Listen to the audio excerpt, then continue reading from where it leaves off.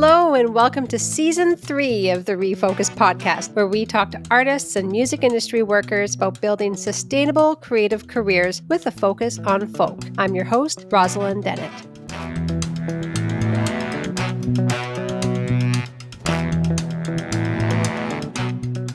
Hello and welcome to ReFolkUs. Today we're speaking with the 2024 recipients of the Estelle Klein Community Builder Award, Julie Schryer and Pat O'Gorman. Julie Schryer grew up in a Franco-Ontarian home that was filled with traditional music and song. She began playing piano in 1972. During her youth, she played for hundreds of fiddle players at competitions and events throughout Ontario and Canada, often with her 4 fiddling brothers. Julie recorded and toured with the Pierre Schryer Band, the Brian Pickell Band, and her family band, the O'Shraves. Julie is a co-founder and artistic co-director of AlgomaTrad, a rural Northern Ontario organization that builds community through the sharing and celebration of music, dance, art, and heritage craft traditions.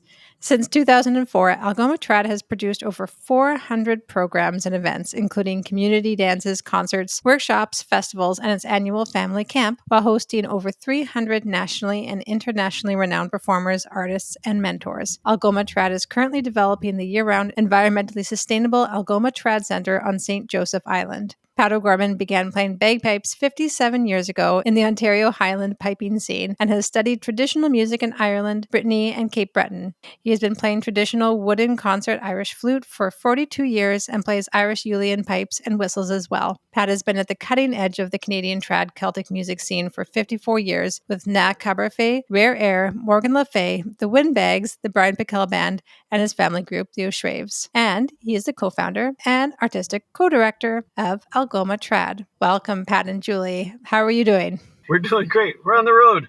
We're well, thank you. Spending more time in a car together. That's always a wonderful experience. I feel like you're taking us on a little bit of a tour with you. So I think this might be the first interview we've ever done in a car on the side of the highway. So thank you for taking us on a trip. We wouldn't have been able to pull the piano and bagpipes out here, though. It would be a kind of a small space to be playing piano and bagpipes. Well, we certainly appreciate you making the time to chat with us. And off the hop, congratulations on being the honorees for the 2024 Estelle Klein Community Builder Award. Thank you. We're honored. It kind of came out of left field and unexpected, and you'll wonder if people are watching and or listening, and somebody is, obviously. So we really appreciate it. And I think that one of the big things that Julie and I discussed when we heard about the award was that the fact that we really kind of need to, make it clear that this award for us is not about us. It's about the organization and the volunteers and the supporters that we've had over the 20 years and how we even got to where we started AlgomaTrad 20 years ago. But certainly in the 20 years, there's a lot of people involved in the background, and everybody out there who's organized a festival or at the FMO understands these kind of things. But not everything. I don't think everybody understands the amount of work that goes on behind the scenes and how much pushing with a lot of people, a big rock uphill it is. You know what I mean? And so we're really honored to accept the award as a representation of the AlgomaTrad community and what it takes to get to where we're at and what it will take to get to where we want to get to as well. That's right. So it sounds like it's a really exciting time for you guys with the development of the AlgomaTrad Centre. I was wondering if you could share a little bit about how that started to come to fruition and some of the inspiration behind the centre and where you're at and where you see it going. The Centre was a classical music organization venue since the 1970s, ran by a local family from Sault Ste. Marie. And as children, we attended that camp. We were there when they bought the place. So there's that connection to place that has brought us there as an organization. And we, meaning Julie and her brothers. Yes. I was in Toronto at the time. Yes. So it seemed like the perfect place to host AlgomaTrad Family Camp. And why we wanted to start a camp, there are lots of reasons. And again, very connected to the people around us. I was teaching several families in the area, and there was that desire to keep the inspiration going. A young family member from the island passed away, a lovely little fiddle player, and that was kind of like, impetus. Let's get a board together. Let's keep Nicholas Mazer's memory alive. We started the Nicholas Mizer Bursary Fund, and we really believed in multi-generational learning, multi-generational celebration, that everyone is celebrated no matter what your age is, who you are. That was another impetus for getting AlgomaTrad going. And so, yeah, we got our board together and we launched our first AlgomaTrad camp in 2004. Yeah, and I think that probably, Julie and I met each other about 25 years ago, and she already had 4 children, and we had a child together. And one of the things that Julie set the tone for in the family was that kind of multi-generational thing, that inclusiveness of all ages. We didn't separate our lives from the children's lives, and whatever we were doing, they were involved in, and whatever they were doing, we were involved in. And I think that was also part of, where the philosophy behind the organization came from. And then it wasn't just the camp. It was like we were already giving lessons and doing workshops and having dance things. Julie had started dance programs back in the 90s, and we knew a lot of people. We have a huge background, and of course, in the Canadian traditional music scene, and we wanted to bring those people up to inspire our learners. And so then, we started to do concert series, and we started to do regular community dances, and it's growing. And then the idea came about, I think we were very early on, actually. Julie was saying, it would be really nice to have a place where we can actually influence the feel of it, and influence we would have dances in different halls. We would have events in different halls. And when you're not in control of those environments, you're not always getting the full force of the aesthetic that you're trying to present, which in our case is hand-built, warm, environmentally sustainable, things like that that a community can sink their teeth into. So we started thinking about, well, where can we do this? And we had tried to work with the owners of the Algoma Music Camp on this idea, and then it didn't work out, and we kind of moved to a different space, and then the place came up for sale, and some of our supporters bought the place because they knew about our vision, and so that's where that kind of started around 2016. And then we were making big progress. We put a business plan together, and we ended up raising, we were talking to a bunch of different funders, and it became apparent that we needed to, raise a good portion of money ourselves. And so we did a big fundraiser in 2020, raised $400,000, which is so far has leveraged $3.6 million of funding from provincial and federal government. And so we've done a lot of building there, and we can maybe talk about that in a little bit, but that's kind of like the arc. You mentioned the intergenerational activities and programming, and I actually just want to read you something that the nominator for this award, the person who nominated you, wrote about you guys. They said, "The camps are legendary for their fellowship of all ages, young people and adults sharing all activities.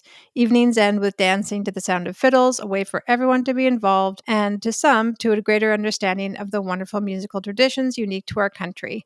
In addition to the musicians based in Celtic traditions from Quebec and Ontario, Manitoba, and the Maritimes, they have brought Indigenous, African, and klezmer musicians to share their traditions. I can't imagine any two people who have done more to build a musical community in a place that needed it so much." That's pretty nice. Yeah, what does that bring up for you? How does that feel to hear that? Aw, shucks.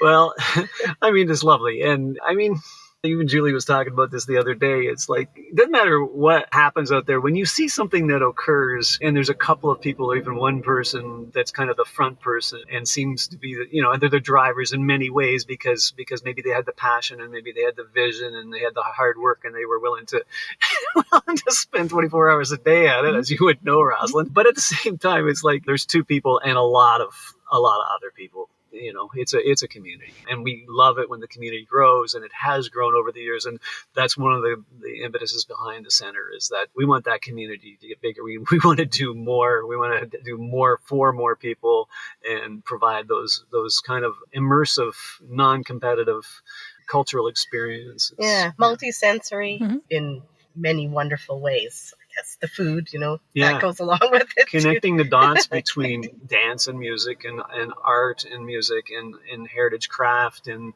a community and environment and place. And then the environment and place, because one of the parts of the AlgomaTrad Centre is we have we brought a permaculture company in to make a permaculture design for the 55 acres. So it's all a work in progress. We got a long way to go where we want to be, and I'm not that young. We got the 100-year plan plan on here. So we're not going to be around to see it where we want it to be, but we're going to try to do our damnedest to make sure it's on its way when we leave this world. Wow. Can you tell me about the community in St. Joseph Island and a little bit about your connection to that space? For me, I guess growing up for me, it was close to Sault Ste. Marie. We went there to fish. We went there to go to the Algoma Music Camp, which was the classical camp at that time. And your mom and dad used to go when they were younger to dance at the Dewdrop Inn. That's right. I had an older uncle who played fiddle, and that was a famous place on St. Joseph Island. It's an interesting island in many ways because we're right smack in the middle of the North Shore, and it's a very rural. Even though we're 45 minutes from the Soo,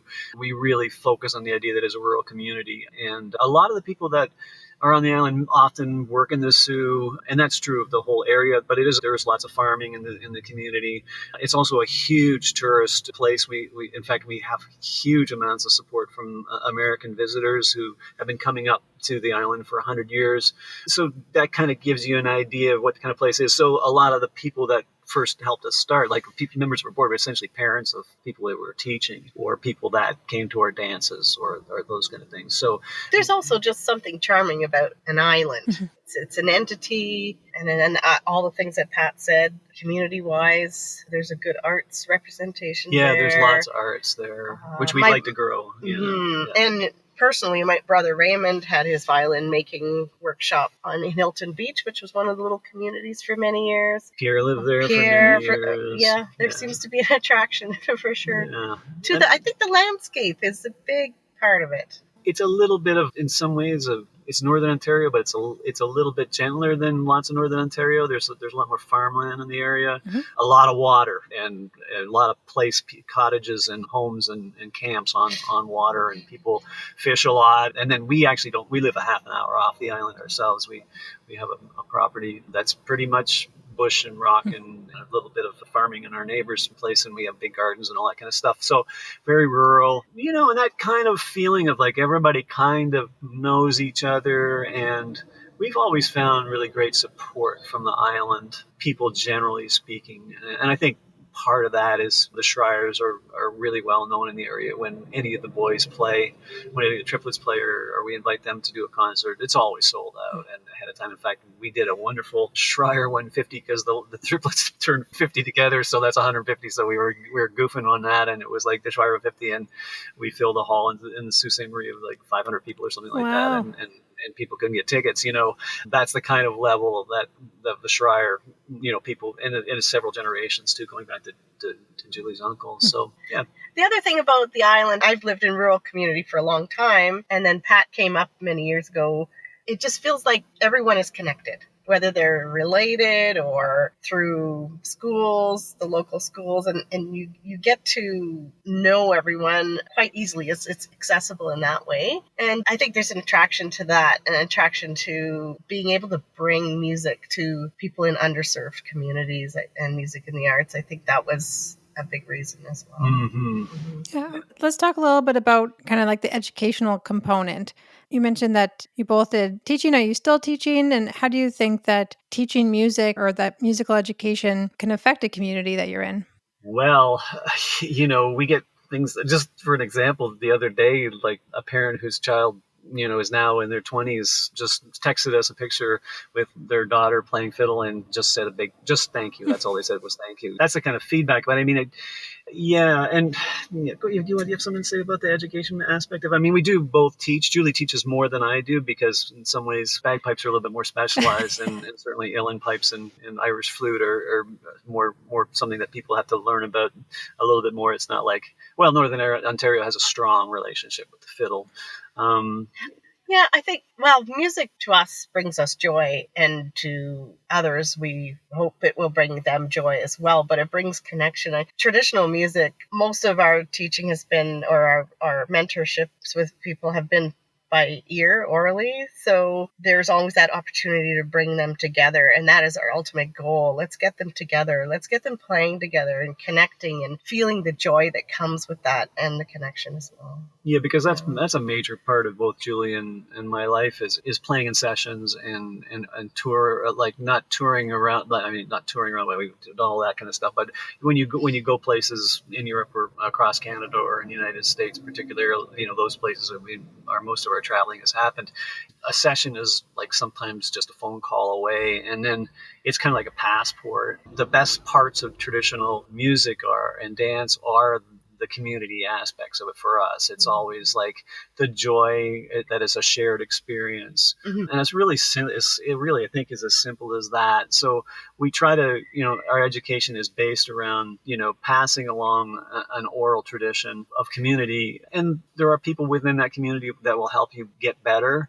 And there are also just levels in that community that you can sit at and enjoy the music or playing the music or dancing, where you don't have to be some sort of expert or professional. In fact, we don't emphasize, performance very much, and when we run the camp, nobody's expected to perform what they've learned at the camp. The camp's got 70 workshops a day going on in all levels of instrumentation and art. And, nobody has to perform what they do. Performance isn't really important to us. But if they want to, and that's what they're interested in, we'll certainly encourage it. But it's more like lifelong learning and lifelong community, really, and which is our own experience. I mean, that's what we've been involved in all our lives. So it's like, it's just an extension of that. And bringing the community dance part into it, that's a big part of AlgomaTrad.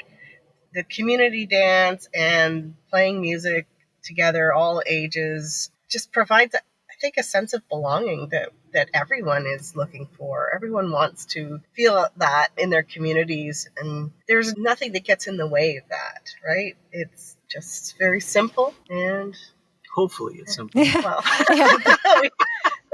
and good food behind that. Like, make sure your belly's fed with some really good food, and then go play that session. Yeah, I mean, music, food, and dance, you can't go wrong, right? A trifecta of a good time, certainly. I definitely agree with you, and will throw in my own 2 cents, if you'll allow me, about community dance. That has been a tradition. And then we also had a pandemic, too, that really put a kibosh on it for a while. But those community dances, I really think, held a part of our ability to see one another, and it builds like a trust and you can tell I'm a community dance person, but it builds like a trust between people and some empathy between folks. You have to figure something out together. You have to figure out maybe it's somebody you've never met before, and now you have to figure out how to do these moves and move through this piece of music together in this way. And it's a really interesting kind of community building activity that has been not as usual as it used to be. And I think it's pretty special that you bring it back. So the community ability to put a smile on your face. And just to speak to that, we were very fortunate to have a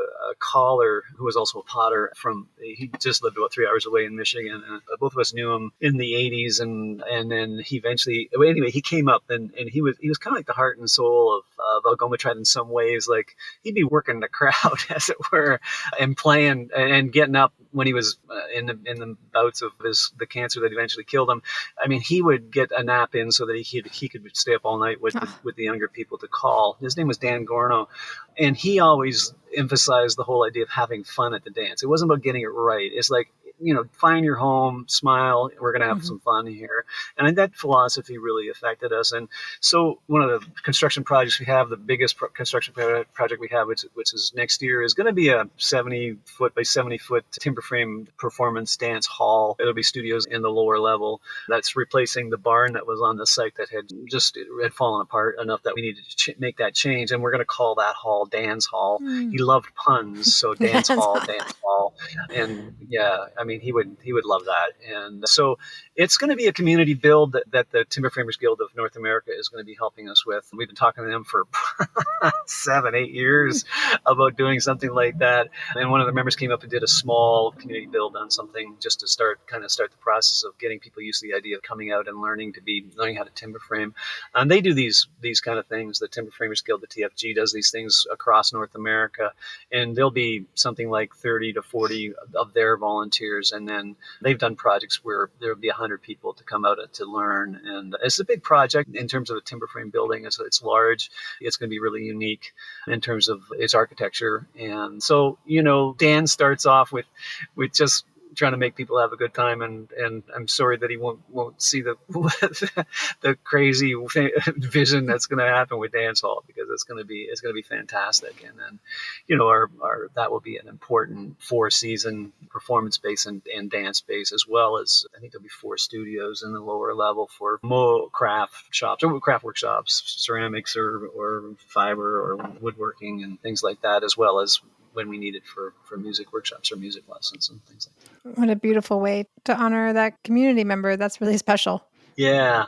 And while we're talking about that, I hope you don't mind. We're going to do a little advertising Please. here, because we've got most of the money that we need to build dance hall, and it's about a $2.6 million project. And there's other things that are structurally or fundamental to the whole space that need to be upgraded, like the whole site.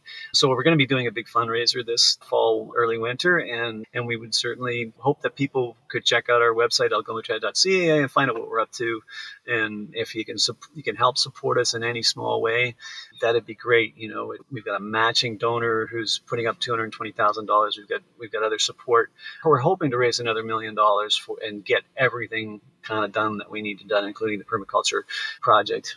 The campaign isn't up and running yet, but hopefully, by the beginning of November, we'll have something up online about that and how people can help out.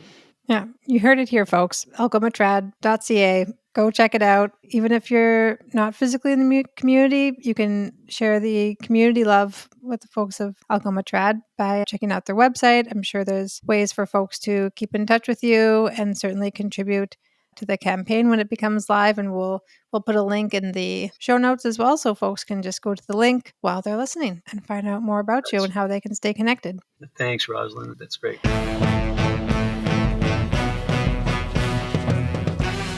Hey friends, October 2nd to 6th, join us in celebrating the finest in folk music at the Folk Music Ontario Conference, where artists and industry professionals come together for unforgettable performances, workshops, and networking. Plus, don't miss the Ontario Folk Music Awards with special guest Tom Power, host Janice Jolie, and performances by Angelique Francis, Mimi Obonsawin, Adrian Sutherland, Payadora Tango Ensemble, Jessica Pearson and the East Wind, and Sultans of String. Recognizing the best talent in our vibrant community, it's all happening soon. So register today, visit folkmusicontario.ca and enter the promo code REFOCUS20, REFOLKUS 20 for 20% off registration and awards tickets to secure your spot.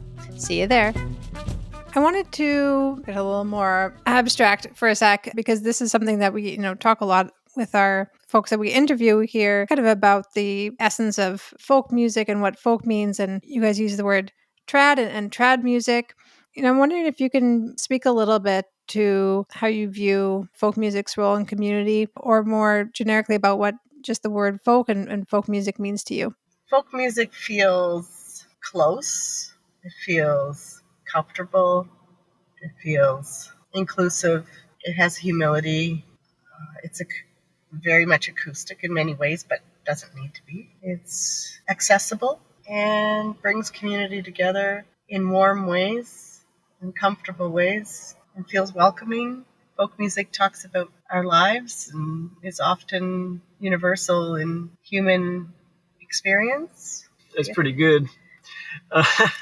Yeah, I mean, it's a funny, these terminologies, and I'm sure then they get into the abstract of the semantics of what folk music is. And I know that those arguments have gone on for a million years, and why we use the word trad, for instance, instead of folk music. And those have to do with more the interface of things like folk music and traditional music with the kind of mass culture, or the mainstream culture, as it were. I mean, folk music to many people after the early 60s kind of meant singer-songwriters. And I think that's why traditional or trad became a popular thing. And I think that mostly started in Ireland and Scotland and in England. And people over here, certainly even people up at our area, don't actually recognize the word trad as much. I mean, people used to call us AlgomaTrad and AlgomaTrade, and because they didn't know where that was coming from. But for us, it was always there. Well, there only insofar as the word trad has been used, and I think the trad was used by players within the tradition who kind of wanted to separate themselves off from that kind of more mainstream idea of what folk music was, which would have been like Joni Mitchell and Bob Dylan and where that all went to and how that evolved. And I think that's true. But I mean, in this day and age, what's folk music? I mean, rock and roll is 80 years old or whatever, 70 years old. Is it folk music? Yeah, it is folk music. But I mean, I think that we're all, the difference between, say, like a performative folk music versus what we're talking about, which is, or what we're trying to do with AlgomaTrad, which is more focus on the folk and that whole idea. Folk traditions also had their issues with, exclusiveness and non-diversity and things like that. But I think I think we live in a new age, and I think part of what we talk about is that the fact that you can be living in Tokyo and be a really great Irish musician, and you can discuss it till you're blue in the face. But the fact is that I could sit down with that person and play music and have that folk connection with them, So it can be complicated, but it doesn't have to be complicated. Mm-hmm. And certainly we had a singer-songwriter as a volunteer member, and he made a little comment. It was a really wonderful experience. He wrote a couple of great songs at the camp this year, and a lovely songwriter named Eric Bleach, and he made a comment about he's felt not welcome in certain traditional communities, and I'm not sure which traditional communities he was talking about. But he's neurodivergent and whatever, but he felt welcome, and that's all we can hope for in terms of AlgomaTrad.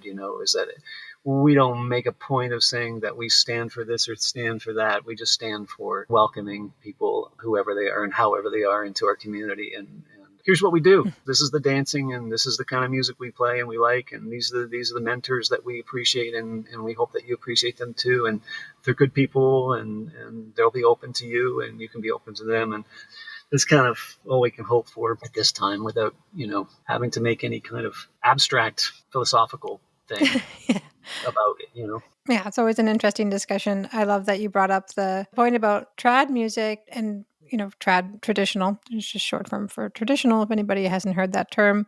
The interesting thing about traditional, like cultural traditional music, is that it does really become like a way to communicate with really anybody, anywhere. It's such an interesting way to, as you said, to kind of travel. You can travel around the world and have a musical conversation with somebody that you've never met before. Maybe don't speak the same language, but traditional music can be a really beautiful connector of people if they, are able to speak in that language together. And it's a really fun way to communicate. There's the tradition that happens at all folk festivals that I know about, where workshops happen, and they'll just take, okay, well, you, and you. You're all from different bands you may never have met, but you're up there and you're communing in such a beautiful way. You're supporting each other in the music. You're taking turns, but you're also so able to play together and make magic together. And it's a really wonderful part of folk music. That's a great point to make. Yeah, and I think the thing about it is, if you're from a tradition and you understand how that makes you feel and how mentorship works and how oral traditions work, then it's transferable knowledge. It doesn't mean that you can necessarily go into another tradition and be a good player or a good dancer, but it means that you can understand where that's coming from, because I think that's a common human experience. I mean, it's what it is all over the world, and it's had moments of repression at different times in history, the whole high art, low art thing. And,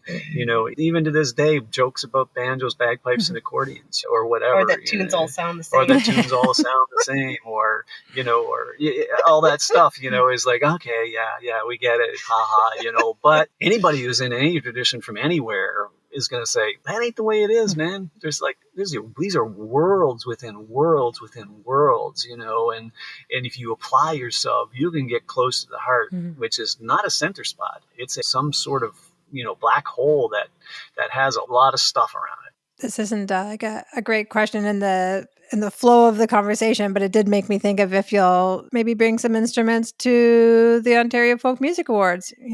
Get a little session going. Yeah, well, I was gonna bring my flute down anyway. We're flying with no baggage or anything else like that. But hey, if there's a piano around, Julia, play it. And Anya may come. Oh, and our youngest Anya is a great fiddle player, and we'll probably ask them to come over and see. I know there's lots of great musicians there. I mean we'll just check it out.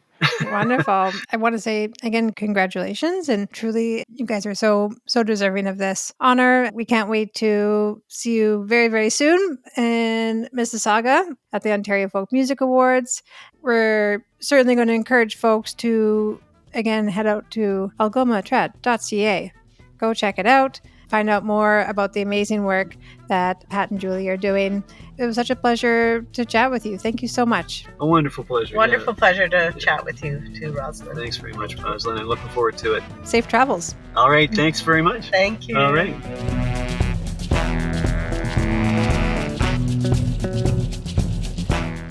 That's all for this episode, friends. The ReFolKus podcast is brought to you by Folk Music Ontario. Find out more by heading to folkmusicontario.org/ReFolKus. That's ReFolKus. The podcast is produced by Kayla Nizon and Rosalind Dennett and mixed by Jordan Moore at the Pod Cabin. The opening theme is by King Cardiac and the artwork is by Jamie Karn. Please give us a download, a like, subscribe, rate, and review to let us know you're listening. Until next time, keep it folk and have fun.